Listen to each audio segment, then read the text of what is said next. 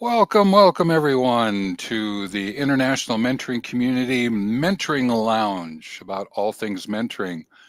And today's topic is going to be experiencing challenges while mentoring and mentoring what's possible to move into succeeding. So, bringing that combination together and to be able to have that happen, what Doug and I decided to do was to take a look at these topics. So, we're just going to acknowledge that mentoring relationships are important and yeah, there's challenges that go with it. And then we've got 5 topics we want to go over. These were brought forward in a selection of comments that we found in different places, people asking us, and we just sort of summarized them into these 5 points.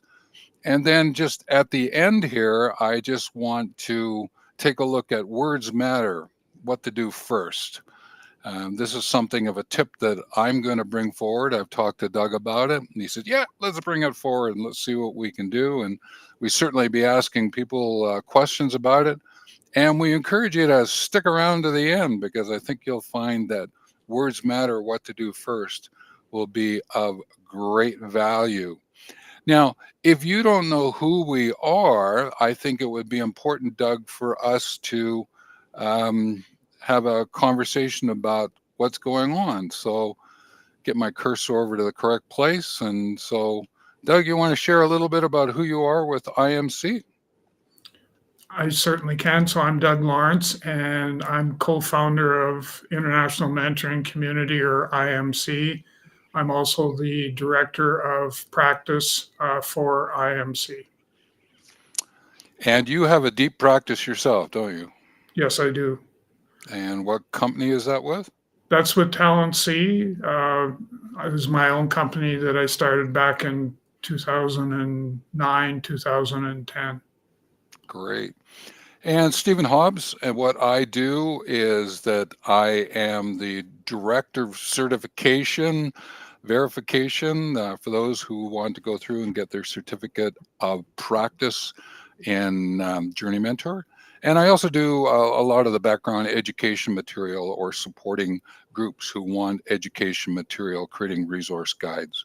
So that's us. So why don't we get into what's going to happen here? And I'm going to encourage you ask questions in the chat. I've got the chat open. I'll be checking it every once in a while to make sure that we're staying in touch with you if you're listening in. So with that, what we're going to do is we're going to take a look at a reminder of the importance of mentoring relationship as it unfolds for us today.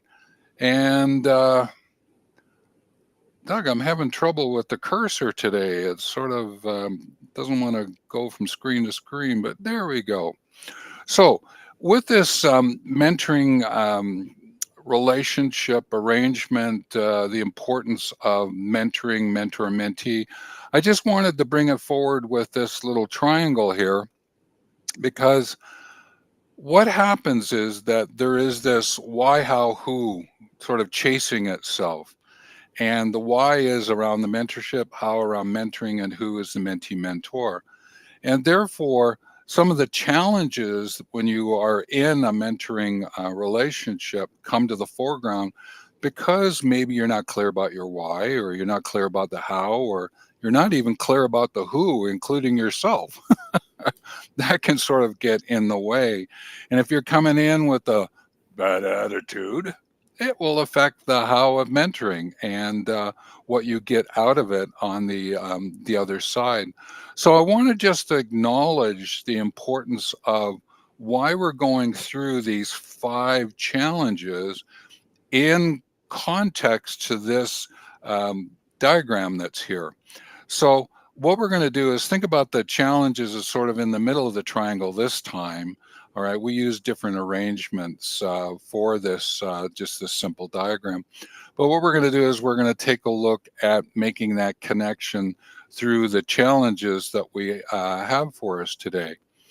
And so the first one we wanted to take a look at is this notion of misaligned outcomes. Now, I'm going to start off, and then Doug is going to do the next one, and we'll back and forth. But we're going to be sharing some stories with you as well. And this misaligned outcomes, it's the first line here. Goals are for person, outcomes are together. So the mentor and the mentee, for me, okay, they're on a unique journey. And then they decide, if I'm on this unique journey and I want to get together with someone, then I'm going to start to adventure together. Therefore, I have my goals, but together we have our outcomes. And therefore, being really clear about stating what those goals are and what those outcomes will be together is important, because if you don't, then the outcomes will become misaligned and you find yourself sort of splitting apart, maybe coming together, but splitting apart maybe a little farther. It sort of gets a little annoying, might be a word that you would use there. I learned this one at the very beginning of my mentoring days.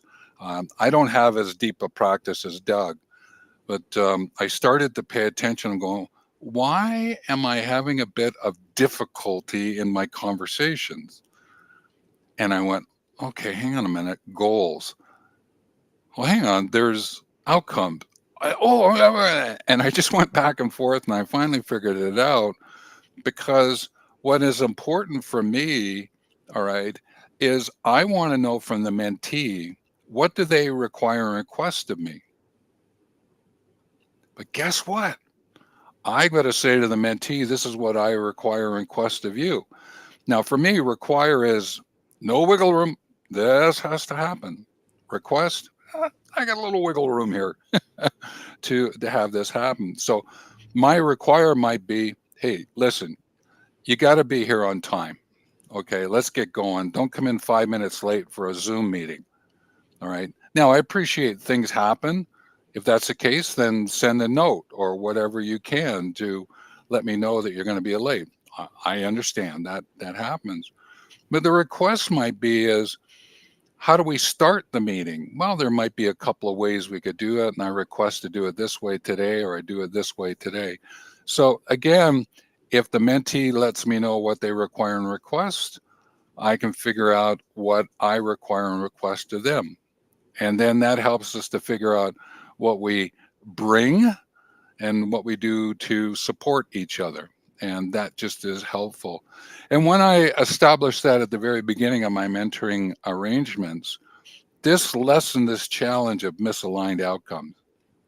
That clarity just came into play. And then the other thing that was acknowledged was, hey, every once in a while, check in. I call it the adjustment check-in rather than the correction check-in.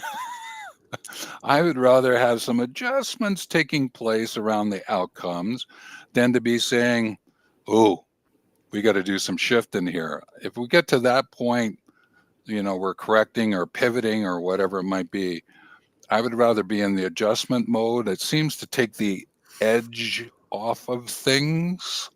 So that's why I use that term, adjustment check-in.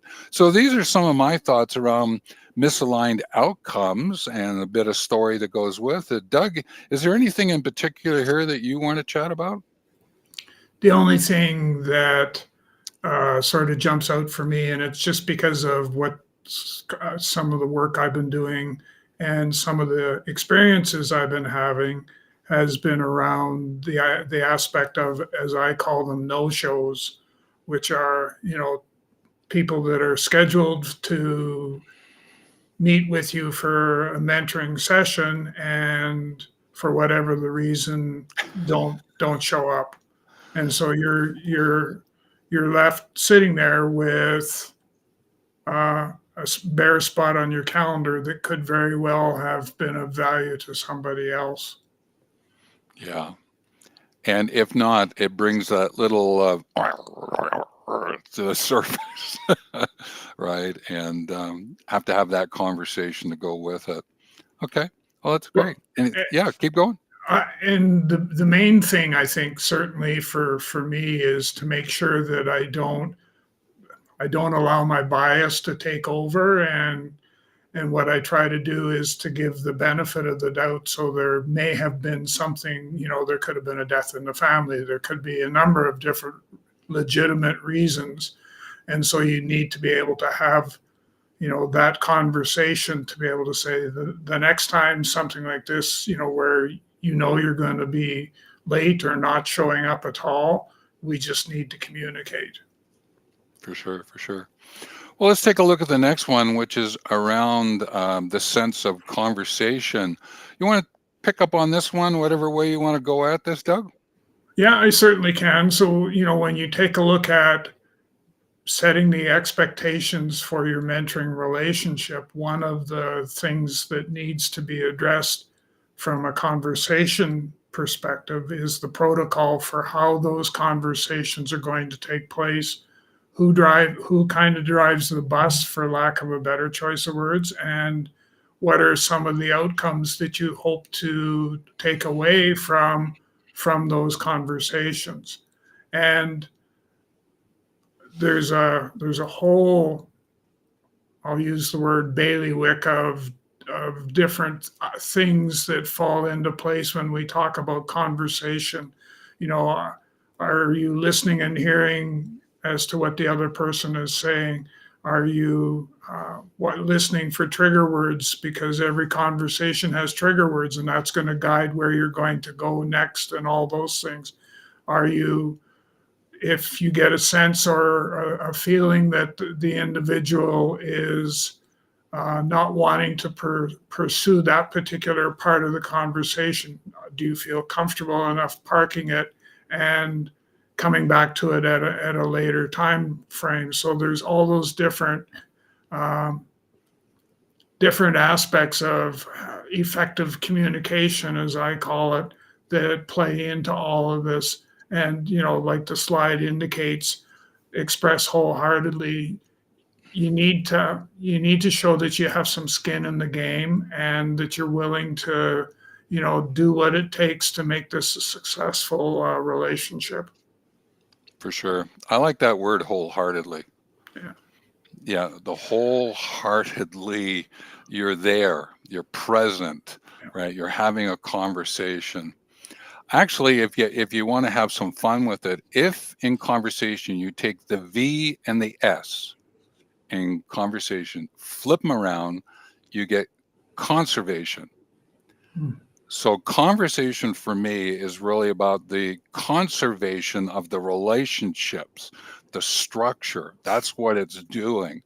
And if you don't have this conversation happening in protocol preferences wholeheartedly, then you miss out on the conservation and you don't have things to touch bases with. They may become brittle and break away, and that's not really what's helpful. And that I'm sure. How many mentoring sessions have you had now, Doug? Do you have a sense?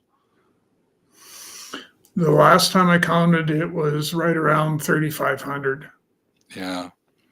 And out of that 3,500, have you experienced where conversation barriers got in and ruined or depleted or negated mentoring arrangements? Yes. Short answer, yes. Yeah. And if you were to pick up on one of those, what did you do in particular around conversation barriers to overcome that? Can you share that quick story? You have something up your sleeve there? Well, the main thing for me, and I've had, because I'm working with, what am I working with? 11, 12, I'm working with about 14 clients, if you want to, however you want to call them, people that require mentoring services. So, and the one thing that I always try to make sure that the message gets across as best I can possibly get it across is that both of our times are valuable times, and you wouldn't appreciate if I don't show up. So kind of think about how it makes me feel, and then on top of it all, the funny part of this all is once they go through one of the sessions that I take them through, they go, I can't afford to miss again because this was just far too valuable. This was great conversation. Um, and it's just to get the, I think I guess the best way to describe it is to just to give them the opportunity to be able to feel what it's like to go through one of those sessions. Okay. Well, great. Well, thank you. And hey, that's a great number. I certainly am not up around that. I'm probably closer to maybe 1,000, I think, at this point in time. But you certainly have that deeper practice. So thanks for sharing that. So the next one we wanted to take a look at was this notion of lack of commitment. And commitment is really about your promise keeping, is that if you're going to keep your promise, you're going to make a commitment to yourself to fulfill those action outcomes.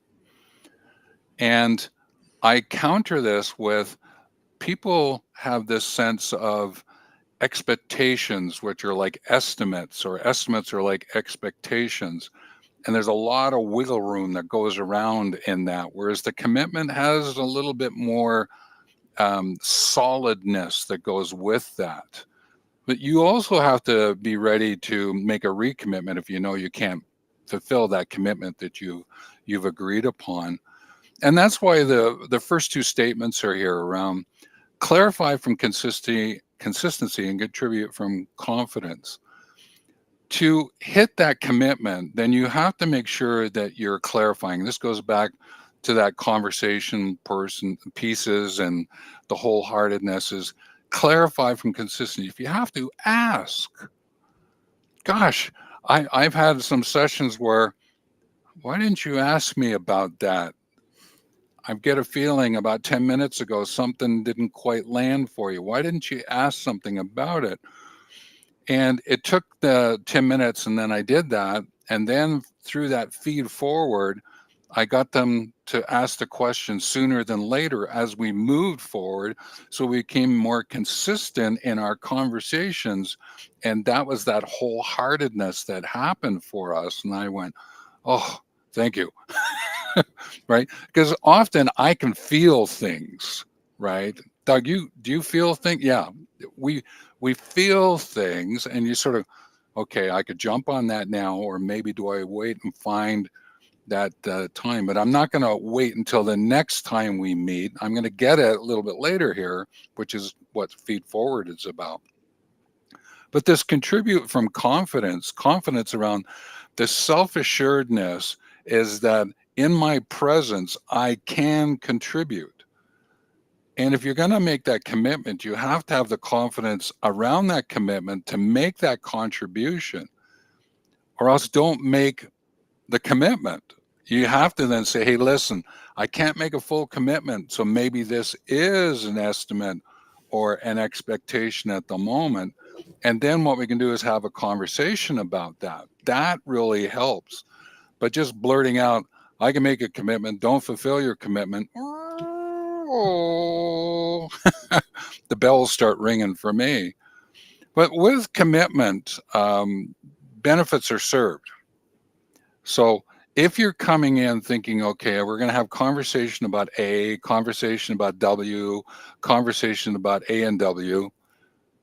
I mentioned that one, and that's not a sponsorship deal. Anyone who knows about A and W, I'll leave that as a sidebar joke, okay? The benefits are served, then what you're doing is you're saying, okay, if this is what we agreed to, then if I ask the question, so what, and I get the answer to that question, then I've taken a feature of our mentoring arrangement, our mentoring a relationship, and turned it into a benefit if I can answer the so what. But if I can't answer the so what to what it is that we're doing, so if we're having a conversation in this way, so what does that mean? That means I'm getting closer to my outcomes, and that's true, then benefit is being served. If it's anything else than that, then the benefit's not being served, and you're going to have to readjust what's happening here, which goes back to that adjustment comment that I made a little bit earlier. And that's why you have to stay on top of that. So find commitment. If you got a lack of commitment from either the mentor or the mentee, or take a look at it, adjust, figure out what's going on, see what's taking place. Any thoughts around this one, Doug? No, because I think the big thing was just the aspect of committing to the relationship for me. Yeah, and both of us know when the other person's not committed. We pick it up pretty quickly. Yeah. Once you've put a few mentoring sessions under your belt, into your log, you start figuring things out. That reflective piece through the use of the logbook. Yeah. Okay, Doug, why don't you take a look at this one, see where it takes us. Well, and it's obviously it's one that would be considered very near and dear to my heart, especially when we talk about boundaries. And from the angle that I would take a look at this one at is sort of from two perspectives. The first is boundaries from a ethical perspective. So, you know, especially, and maybe a little bit of background is that as part of the mentoring that I do today, I'm heavily involved in the uh, mental health first aid, all of those things. I'm heavily involved in that aspect of it, and that's where the ethical part comes in. Is that you need to know where the line in the sand is as to uh, what is considered something that a mentor is going to be able to work with versus something that perhaps is better aligned with a counselor, social worker, psychologist, psychiatrist, all of the professions. So there's that aspect of it. Now, I've taken a step in a direction that probably not most mentors would, but I've gone and done a mental health first aid course that actually takes you down the path of digging a little deeper into the journey that somebody may be trying to go on or is on and is struggling and all of that. So there's that part about the boundaries. The other part is that in the truest sense, you and I having a mentoring relationship, we both at the very outset of the start of that relationship, we both need to identify what our own individual boundaries are, but also the boundaries that we need to have in place for the two of us to be able to have a successful mentoring relationship. And for me, that sort of sums up the whole aspect of boundaries. Yeah, there's this notion too of you have to remember, mentor, that sometimes you are doing a little bit more at the beginning, but as you move into your arrangement relationship, the mentee can start picking up on some aspects of what you have been doing as a mentor in terms of like opening the session or getting a bit more into the question asking as time goes by, because it is a two-way reciprocal holistic connection. And if you can get to that point, then this notion of boundaries, it's just becomes self-evident, doesn't it, Doug? It's Yes. just self-evident. Yeah. And that's where I like the notion of optimism to go with this. All right. So that you feel as though, oh, coming to the next one, I'm optimistic about what's going to take place and where I can go. As a mentee, I can ask this question. We can have this conversation, right? And we just get it rolling. And it's almost like, oh, can we do twice as much now and have a conversation? And that's where sometimes friendship comes up, and you might actually have ways in which to deal with that. I'm not saying every mentoring arrangement goes towards friendship, but if you can get it into the world of this notion of holistic, reciprocal, both personal and professional. I think there's something to be said for that. What do you think to that, Doug? And I would add to that respect or respectful, because that's, to me, that's one of the things that I'm noticing more and more is that if we have that mutual respect for each other, it's going to go a long way as to providing the fuel we need for our relationship to be successful. Yeah, yeah. Well, let's take a look at the next one, which is the social cultural misunderstandings. Um, there are cultural differences. um, if anything I've learned from my travels around the world is that the world is traveling into where I live. There are different persons and considerations that are there and present for us, and it's almost like our differences are our similarities. It was something I wrote about years ago, and that came about because of my travels, and then starting to really take a look at when I was doing a lot of community development work. It became quite obvious is that, hey, listen, everything's got differences associated with different perspectives, different points of view, different perceptions, and why don't we just tap into it? But if we're going to tap into it, then I'm going to suggest dialogue rather than discussion. And dialogue for me is about meaning flowing through. There's a chap by the name of Bohm, if you want to look him up, and dialogue. And it was about the meaning flowing through, and you're sort of dancing versus discussion. The core of discussion is cuss, which is to strike out. And I always remember discussion, I'm striking out with my idea, and I may not always welcome what comes back, but dialogue, you welcome everything and you just figure out what's going on. And so I've always remembered in my social cultural situations to lessen misunderstandings, I want to make sure I'm in dialogue. And then if you really have fun with it, you can get into called multi-log, where that's where you get into the groups and you can really start to facilitate those conversations that are coming from lots and lots of different perspectives, right, and points of view. So what I always encourage people to think about is go broader and deeper in relationship to, can you make it simpler, better, wiser, and kinder? That was sort of words that I bring into the foreground. So can I bring those into the mentoring conversations, into the mentoring arrangement, into the relationship, so as not to get into misunderstandings?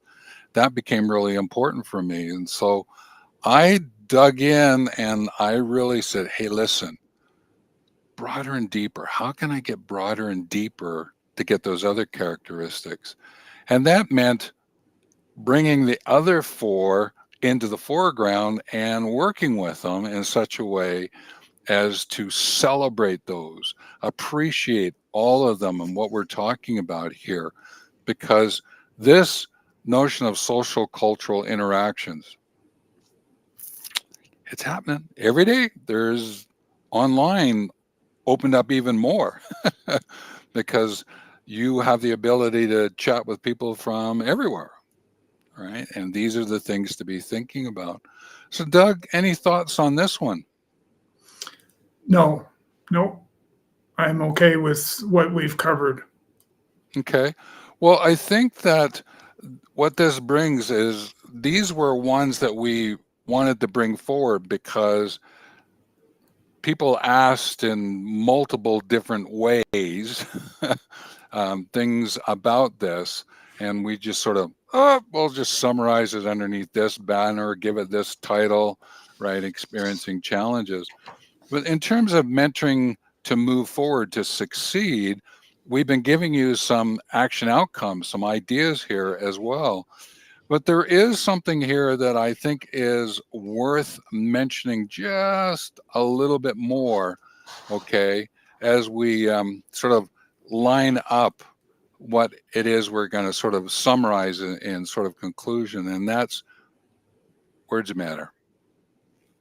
we've said this in other videos, and I would encourage you to drop into the mentor practices on YouTube, okay, and subscribe there, because what you'll do is you'll find lots of other wonderful videos that get into this a little bit deeper. But I just wanted to make mention here is words matter. And if you define the terms and concepts that you're going to work with, whatever they may be, it could even be the word mentor and mentoring and mentorship as a starting point. And then agree to those definitions, those understandings. Then what you can do is move forward together to get those outcomes.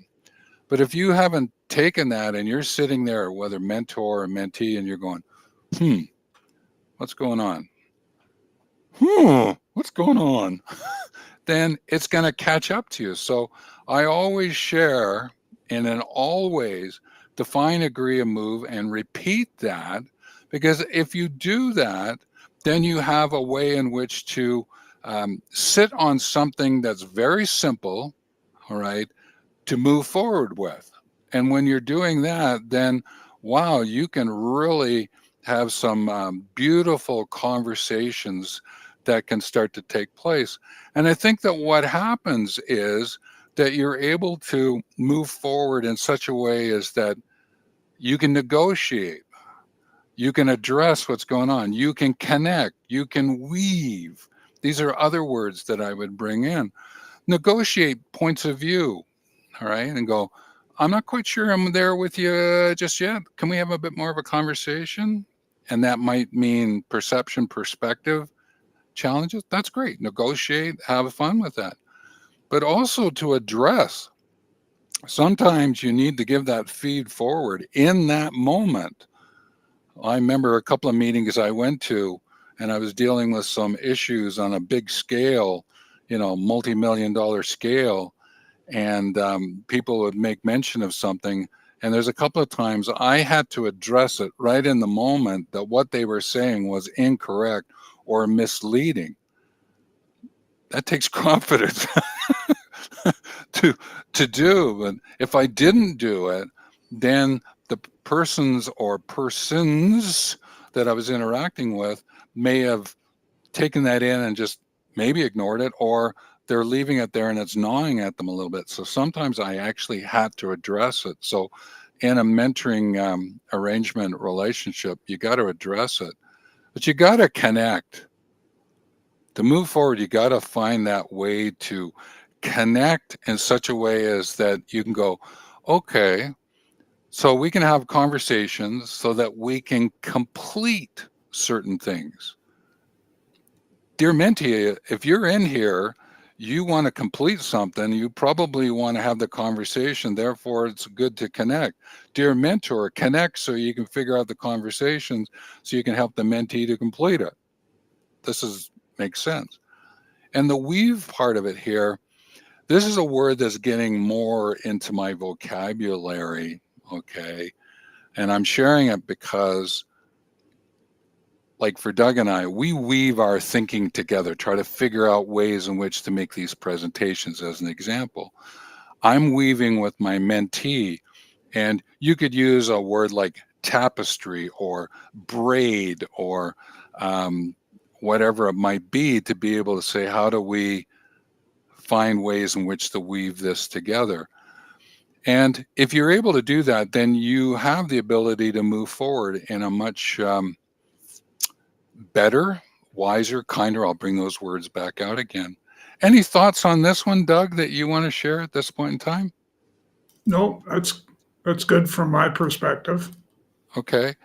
Well, the key here then is there are lots of videos available on the channel, and the ones that are recommended to you right now, give them a look. Take care. I just wanted to mention that because some of you are going in a little bit later, or you might find yourself outside of this live. Just thought I'd share that with you just to remind you to keep looking at all the videos on the channel and see what becomes available for you. So this conversation was really about experiencing the challenges while mentoring. And then we turn them around and said, mentoring, what's possible to move into succeeding? So it was a bit of a play in the diagram here, a play with the words to have some fun with it. So I thank you very much for listening in, and I'm the one who brings everyone in to the live. Doug takes us out, but I would just encourage you, rewatch this, because these 5 points that we made are important. And I would encourage you to look at more of the videos on the channel and check out Doug's website and see if there's some possibilities there. Doug, your website is? www.talentc.ca. And mine is Wealth Movement, WELLTH, movement.com. We'll help you out whatever way we can. If you're looking for certification, that's possible as well. And make sure at the end here, you'll see a couple of videos will pop up. Check those out, see what they may take you. And so, Doug, I'm just going to put up here for everyone, hey, listen, make sure you subscribe, okay? If you have any question and answers, we can get involved with right now. I'm just going to check the chat. Don't see anything over there at this point in time. And so I think what we're going to do is we're going to go into the close up. How's that, Doug? Does that sound okay? So, Yeah, so Doug will give us a closing. And when I know he's done, then what I'm going to do is just say, take care, and I'll close off the live stream. So Doug, it's over to you. so collaborative conversation is the backbone of any successful mentorship. Is there anything you want to add on to that, or is that okay? No, that's good the way it is.